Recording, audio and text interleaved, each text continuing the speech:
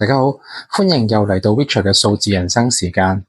咁今日咧，我哋講翻近期熱話 AI 嘅一個最基本嘅問題，就係乜嘢係 AI。咁最近咧 ，Apple 就重新定義咗咩叫 AI，就係變成 Apple Intelligence。咁但係大家都知道咧，真正嘅意思咧就係 Artificial Intelligence，即係人工智慧或者人工智能啦。咁具體嚟講咧，就係一啲電腦系統可以模仿同埋執行到一啲通常我哋認為需要人類嘅智力去做嘅任務啦，譬如學習啦、推理啦、感知啦、語言理解咧同埋決策。咁所以 AI 係一個非常闊嘅概念，唔係一個單一嘅應用或者系統嘅概念，因為涉及到你認為邊一啲嘅任務先至為之需要人類嘅智力去參與。咁我哋成日聽到咧 OpenAI 呢間公司嘅 CEO Sam Altman 講嘅 AGI 究竟係咩呢？咁係某一種 AI 定義嘅模型裏邊其中一層嚟嘅。咁呢種 AI 模型嘅定義咧，就會將 AI 分成3個類別啦。一般我哋而家日常都接觸到嘅 AI 啦，或者叫做 Narrow AI， 就最普通嗰種 AI 就係佢可以完成某種特定領域嘅工作嘅系統啦。咁而 AGI 咧就係 stand for Artificial General Intelligence。雖然個名係 general， 但係意思咧就係可以做晒所有人可以做到嘅嘢。咁呢個係一個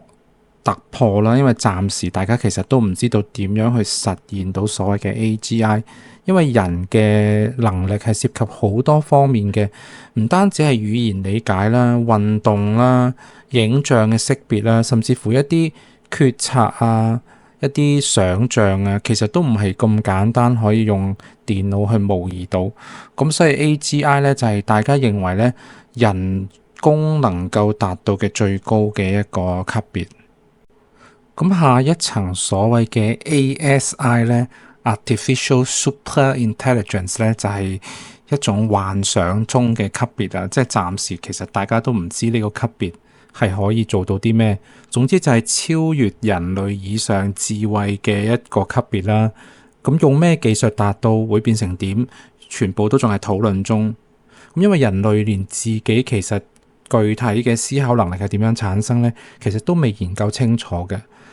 咁所以呢 NVIDIA 嘅老細點解叫大家咧學習多一啲生物科技方面嘅嘢呢？就係因為其實大家都遇到咗一個瓶頸，就係我哋連自己嘅構造思考方式都唔清楚，好難咧再進一步去突破咧系統嘅上限。咁點解咁講呢？就係而家所有所謂嘅 AI 系統入邊最核心其中一個組成嘅算法神經網絡呢，就正正係我哋研究咗人嘅大腦嘅神經元點樣運作而模擬出嚟嘅一種計算方式。所以通過了解人係點樣去理解同埋思考呢，係對計算機或者電腦呢去模擬人嘅智能係非常重要嘅。咁有另一啲流派嘅人啦，都堅持咧，而家所謂嘅 AI 咧，其實只係一種機器學習嘅形式。咁咩係機器學習咧？其實係 AI 嘅一個子集啦。你可以理解咧，佢係實現 AI 嘅其中一種好重要嘅方式。咁而機器學習裏邊咧，深度學習即係應用大量神經網絡嘅嗰種學習咧，就被大量應用喺現時嘅各種 AI 系統裏邊啦，包括圖像識別啊、語言分析，其實都係用咗好多深度學習嘅。咁但係機器學習 machine learning 咧，亦都有更多其他嘅範疇。其實整個 AI 系統咧係唔係用咗某一種單一嘅算法或者應用去造成佢一個非常複雜嘅系統，所以並唔係話而家嘅 AI 系統就等於機器學習，而係機器學習係實現 AI 系統其中一個好重要嘅內容。咁既然都講到機器學習 machine learning 咧，就不得不講下咧，佢其中一個好核心嘅分類或者佢嘅概念咧，就係究竟嗰個系統啦，或者個應用程式咧，係用乜嘢方式去學習。咁呢度咧，我就列舉咗4種嘅學習方式。當然啦，實際上咧，有一啲複雜嘅系統咧，佢係混合咁使用呢啲方式，去令到個系統咧，去從你提供嘅數據入邊咧，學到點樣做嘢。咁第一種咧就係最傳統嘅監督學習啦，就係咧你將問題同埋答案咧都俾晒電腦，叫佢咧自己通過去研究呢個問題同埋答案之間嘅關係咧，去學識點樣完成一啲任務。譬如最典型嘅就係俾一堆貓嘅圖片佢，等佢認識咩叫貓，然後俾一堆狗嘅圖片佢，等佢認識咩叫狗。咁咧就希望佢可以從呢個學習嘅過程中咧，識得分貓同埋狗。咁第二種咧就係非監督學習啦，就係你只有問題，但係你冇一個具體嘅答案，你只有嗰個答案嘅方向。譬如你將港澳地區所有人睇 Netflix 嘅習慣掉晒俾個電腦，叫佢區分一下有冇啲明顯嘅族群啦，有佢哋特定嘅偏好啦，然後你可以嘗試咧製作多一啲佢哋中意嘅類型嘅節目。咁第三種半監督學習咧，其實就係前面兩種嘅混合。咁咧就係你有部分嘅問題有答案，然後咧有部分嘅問題咧你係冇答案。譬如我哋做語音識別呢個任務啦，咁你手上面可能有好多好多語音嘅檔案，但係只係得少量咧你係有答案。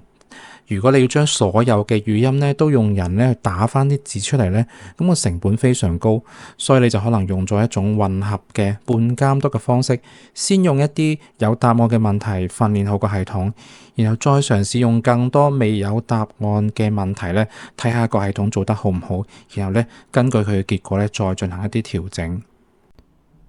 咁而強化學習咧就有啲似訓練寵物啦。咁咧我哋有一個獎勵嘅機制，即係佢做啱我哋就獎下佢。咁佢通過咧喺我哋呢啲回饋裏邊咧就不停咁所謂嘅強化佢自己，即係佢知道咧點樣做先至為之啱，佢就慢慢去調整佢成個系統嗰個參數。咁而家咧啲大語言模型好經常用嘅一種叫做reinforcement learning from human feedback， 即係用人類嘅反饋去叫做優化佢嘅系統啦。咁其實都係一種強化學習嘅方式嚟嘅。咁就係通過用人工咧去判斷佢生成出嚟嘅文章啊或者回答係咪啱咧，而令到個系統知道咧佢要點樣做先做得更加好。咁另外咧，仲有啲有趣嘅分類咧，就係用個 AI 系統或者個電腦系統背後其實係用啲咩算法去實現咧，去做一個分類。譬如我哋有最基本嘅 fixed logic， 即係咧佢係用 programmer 用一啲自己嘅programming language 咧去寫出嚟嘅一啲系統，即係我哋見到嘅大部分系統啦。譬如 WhatsApp， 你俾一個指令佢就淨係做一樣嘢。咁再到一啲叫做 fuzzy logic 嘅 system 啦，即係佢會根據個環境嘅變化啦、輸入嘅參數，甚至乎佢自己去獲取嘅一啲資訊咧，去進行一啲調整。譬如一啲智能嘅音響系統啦，佢可以根據你嘅空間嘅大細去調整佢聲音啦，或者係一啲洗衣機啦，佢會根據你嘅啲衫嘅重量啊、當時嘅溫度咧去調整佢用啲咩 program 咧，用啲咩程序咧洗件衫先乾淨啲嘅。咁第三類咧就係我哋而家講得最多嘅一啲基於概率嘅一啲系統啦。咁譬如生成式嘅大語言模型啊、圖像生成啊，都係一啲基於數學概率模型咧去估算啦、評估個結果嘅。咁包括一啲安全檢測嘅系統啊，或者啲反洗黑錢嘅偵查系統咧，其實都係基於呢一種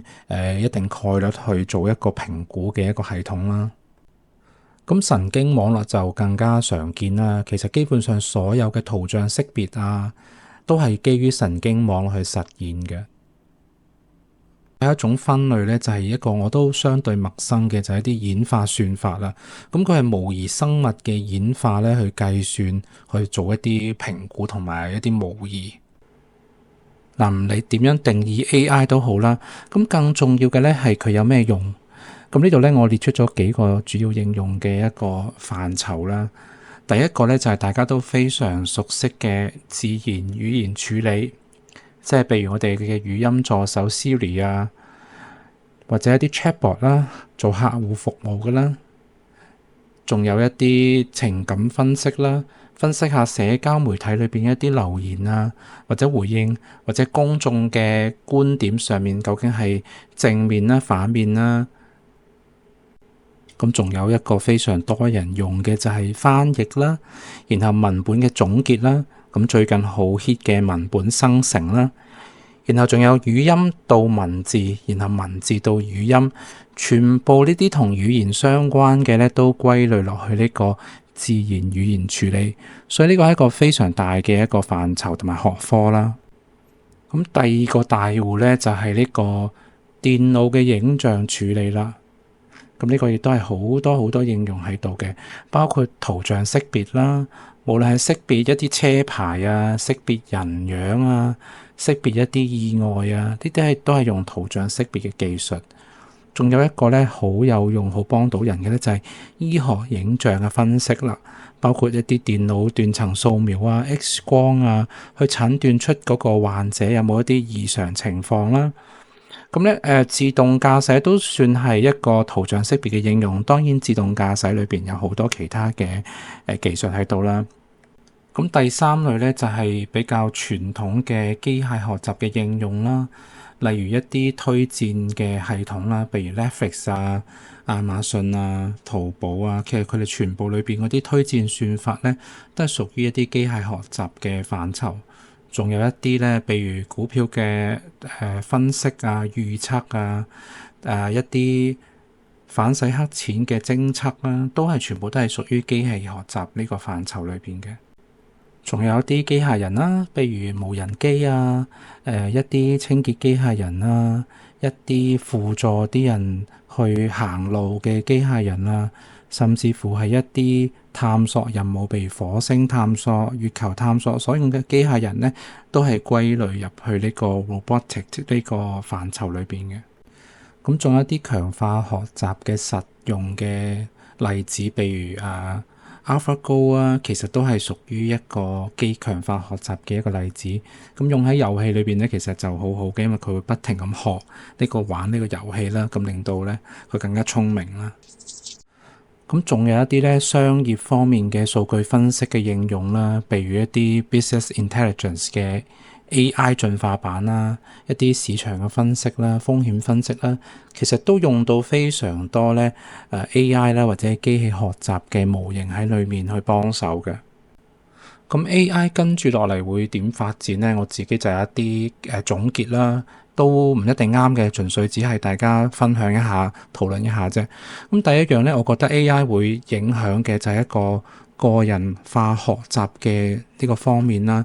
因為而家咧大部分嘅教育咧都只係一種普及式嘅教育，即係大家坐埋係同一班幾十人，然後你學唔學得識，可能老師都好難兼顧。但係有咗 AI 嘅幫手咧，其實你係可以有一個自己針對你嘅程度啦，針對你嘅特性去定製嘅一種學習策略啦。咁等你學嘅時候咧就會輕鬆啲，而且呢個 AI 嘅老師或者助手咧就唔會對你發脾氣啦，亦都唔會對你學得唔好咧表示出一啲厭煩啦，甚至乎咧就算你問幾蠢嘅問題咧，佢依然都可以好有耐性咁樣解答俾你聽。咁我相信咧係對於教育咧係會有一個顛覆性嘅改變嘅。咁第二樣咧就當然係創意嘅協作啦，因為而家AI 無論係生成圖片啊定係生成影像咧，都好多人喺度研究緊。咁但係因為而家生成出嚟嘅質量咧，只可以話對於一般人嚟講可以接受，但係真係攞嚟做專業或者真係攞嚟應用咧，都仲係差啲嘅。咁所以仲需要啲時間去發展啦，或者佢哋可以諗一啲方法咧，就唔一定係一次過將成個成品做出嚟，而係幫助設計師啦或者畫家咧去更快咁樣完成佢哋自己嘅概念同埋作品啦。咁樣應該會更加好一啲。咁第三樣咧就係醫療裏邊嘅應用啦。咁剛剛係講呢個 Computer Vision 嗰陣時都講過咧，喺醫療影像分析咧，其實已經用咗好多嘅 AI 去幫手啦。咁我諗將來咧會更加多啦，甚至乎喺啲藥物研發咧，我相信其實佢哋裏邊已經係用緊好多呢啲模型去幫手去做一啲研發嘅啦。咁當然啦，我哋嘅語言模型都會繼續變化啦。咁而家嘅趨勢都睇起上嚟咧係唔會停止嘅。個語言模型咧就會變得更加聰明，亦都更加能夠了解人類嘅情感，亦都開始識得氹你開心啦，甚至乎欺騙你啦。咁真係可以做到一個咧心理輔導啊或者情感陪伴嘅作用啦。自動駕駛當然都會繼續發展啦。大家都已經見到啦，而家嘅自動駕駛都開始真係能夠應用，但係當然仲有好多潛在問題啦。咁隨住我哋對呢個各種 AI 嘅應用嘅技術嘅發展呢，咁自動駕駛應該就唔會係一個幻想，最終一定可以實現到嘅。咁除咗係 AI 變得越嚟越多喺唔同嘅行業度應用呢，其實 AI 本身呢對於一啲推理啊解釋嘅能力咧都會加強。咁最近都有好多研究咧，令到個 AI 咧喺數理推論上面咧有比較好嘅一個表現啦。咁因為之前咧我都有一條片咧就試過咧隨便將一啲題目掉俾 AI 做咧，目前呢啲版本嘅 AI 咧都係會做錯題目嘅，同埋咧有時咧佢唔識嘅嘢咧佢自己都會亂咁蒙咧，俾一啲錯誤嘅答案你。咁我諗將來嘅 AI 咧就應該會喺呢方面咧做啲改善。如果唔識咧，佢就真係會直接答你唔識，而唔係咧亂咁俾答案俾你。咁喺研究方面咧，呢啲 AI 當然都可以幫得手啦。譬如NVIDIA 就起咗一個叫做世界模型。咁可能咧我諗地球模型呢樣嘢就一定會有噶啦。咁模擬各種氣候嘅變化，一啲環境問題啊，都係好有幫助嘅。因為咧以前咧冇咁大嘅算力同埋冇咁聰明嘅系統咧，好多嘢你係做唔到。咁而家咧有咗呢啲比較有智能嘅系統之後咧，你就可以做好多你以前可能覺得好難嘅嘢啦。咁另一個趨勢咧就係邊緣計算啦。咁喺今次咧 WWDC 咧，其實你都會見到咧 Apple 佢個取態咧就係盡量利用用戶手上面嗰個設備咧去做一啲模型嘅計算，而唔係依靠雲端。咁點解咧？因為雲端咧有各種各樣嘅問題啦。而且咧好多時呢啲計算咧，其實就唔需要用到雲端咁強大嘅算力都做到啦。咁應用你手上面嘅設備嘅算力咧，其實已經可以完成到好多我哋日常需要嘅所謂嘅 AI 嘅工作啦。咁所以邊緣計算呢樣嘢咧，大家都會繼續去研發同埋投入落去。嗱，雖然我哋有 scaling 咯，即係意思話咧個模型越大咧，佢就越犀利。咁但係咧，我哋總唔能夠永遠追求個模型只係不停咁脹大啦，因為去到某一刻咧，佢可能已經食晒我哋成個地球上面所有嘅算力，但係佢都會有一個終點噶嘛。咁所以除咗咧令到個模型越嚟越大、越嚟越厲害，去嘗試睇下佢能唔能夠突破到所謂 AGI 呢個層級之外咧，其實好多人咧都研究緊咧將模型一啲唔必要嘅嘢咧，盡量輕量化佢，令到佢咧喺一啲相對細嘅範圍裏邊咧，都可以表現出比較好嘅效果。譬如咧Apple 最新嘅一個開源嘅模型咧，其實就將嗰個比較大嘅模型咧縮細到一個可以喺手機設備度行嘅一個水平。咁其實呢啲咧都係非常好嘅一個方向。咁最後咧就喺安全方面嘅應用啦，其實而家已經用得好多噶啦。但係咧，我睇咗 GPT-4o 嘅發佈會咧，個 AI 真係能夠判斷到嗰個講嘢嘅人呢一刻嘅心理嘅情況或者情感咧，我覺得Minority Report 咧，其實離我哋就唔係太遠啦。甚至乎咧，將來會唔會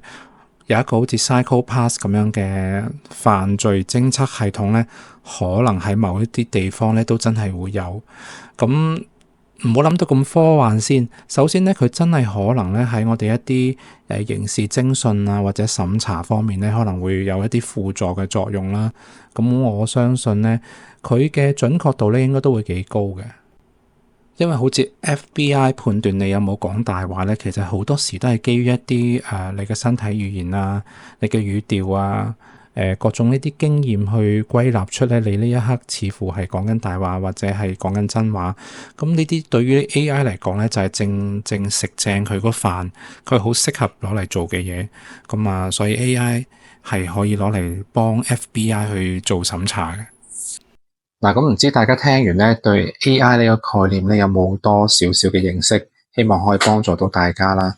咁無論你係咪已經聽厭咗呢個 topic 咧，其實呢樣嘢咧係永遠都唔會消失嘅。就算咧所謂嘅呢個泡沫爆破，甚至乎有啲公司可能執笠都好咧，因為呢個技術已經出現，而佢事實上已經改變咗大家嘅生活，所以未來咧我哋只係會越嚟越多機會同佢接觸。咁咧，我都希望咧，大家喺 AI 呢個浪潮流入邊咧，可以揾到自己嘅生存空間啦。